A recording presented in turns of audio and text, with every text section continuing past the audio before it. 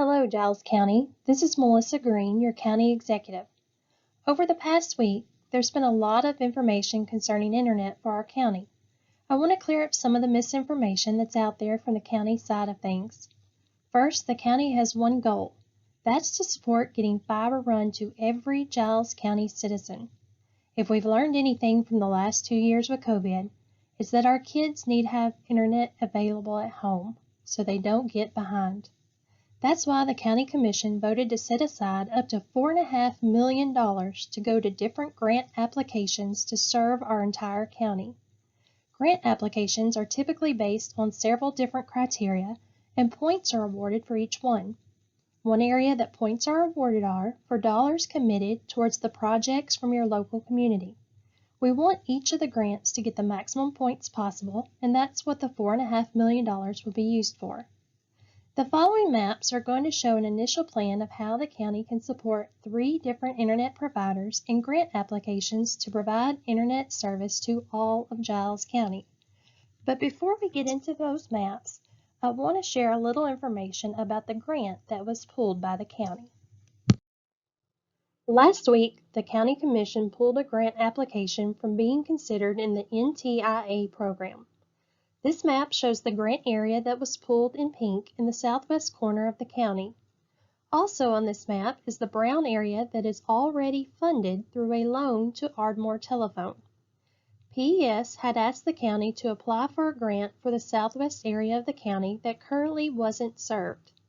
The County Commission approved to apply for the grant. PES Energize could not apply for the grant. It needed to be a different entity. So they asked Giles County to be the applicant. After the application was submitted, the county learned that Ardmore Telephone already had received funding to build out that area. Actually, their area is larger than the grant area the county had applied for. With the county being the applicant for the $5 million grant, this means the county would be liable and responsible for how the funds are administered. The county is not in the internet business. The County Commission is not a utility, and so they felt they didn't need to take on any responsibility for building the fiber infrastructure or put the county government liable for grants for a service in which we have no expertise. Again, the county's goal is to get internet to everyone, and this same area already has funding to build out high-speed internet.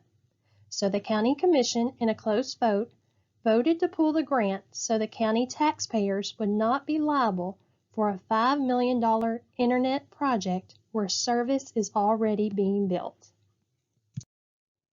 This first map shows 2 areas that have already received federal funding to provide fiber internet. The southwest Minor Hill area is already under construction with Ardmore Telephone. Ardmore Telephone has told the County Commission that they expect to have the entire southwest area on the map completed by the end of 2022. They are building this area with a rural utility service loan. No money or liability by the county was required to get this area built out. The eastern area in brown is also being built by Ardmore Telephone. They expect to start construction June 1st, and the project, which does include some construction in Lincoln County, is expected to be completed in 18 months. This project again is already funded and requires no money or liability from the county. This next map shows 2 grants that are being applied for through the RUS program again. PES Energize is going to apply for the area in red per their social media post on Monday, January 24th. We used the road names on that post to shade the general area for this grant application. If you live in this area, I encourage you to visit the PES Energize Facebook page to fill out the survey to show your support for getting high-speed fiber in this area. Again, these grant applications are graded with several criteria, and public support is part of that. There may be some areas inside the red shaded part that might not be able to be covered with the grant due to federal laws. But this is the general area PES is applying for. This application is due mid-February. The green portion shown at the southern end of the county is an RUS grant application that Ardmore Telephone will be applying for. This is the same grant that PES Energize is applying for. Both companies are able to apply for areas inside of Giles County at the same time without any conflict. As you will notice, Prospect and part of Elkton are not covered by this grant. This is because of federal rules that say if anyone in a census tract already has service at certain speeds, you cannot apply for this RUS grant to cover that same area. In Prospect, Mediacom shows that it can provide service, and in Elkton, PES Energize already provides service in those census tracts. So, both Ardmore Telephone and PES Energize will be applying for these RUS grants in February to cover these areas.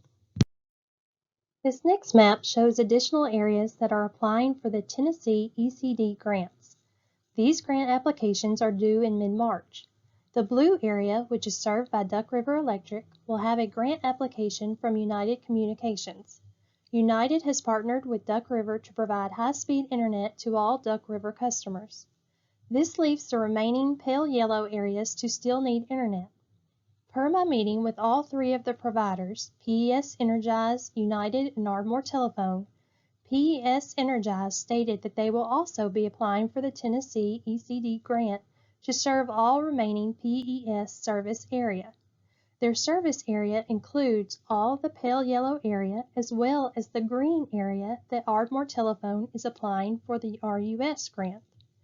One concern I had, since the county's goal is to serve everyone, is would there be any conflict or chance we could lose both grants if we had two different providers applying for two different sets of funding for the same area? The CFO from United at our meeting Monday with all of the providers stated that typically the funding agencies will look at any areas that have already received funding and will remove those from other applications. This way, no federal funds are used to build on top of other federally funded projects. So both providers can apply for the same area, but whoever is awarded funding first will most likely be the only one funded. This next map shows all of the grant areas along with the current services already provided in the county. PES Energize is shown in gray, and Ardmore Telephone is shown in the brown color around the city of Ardmore.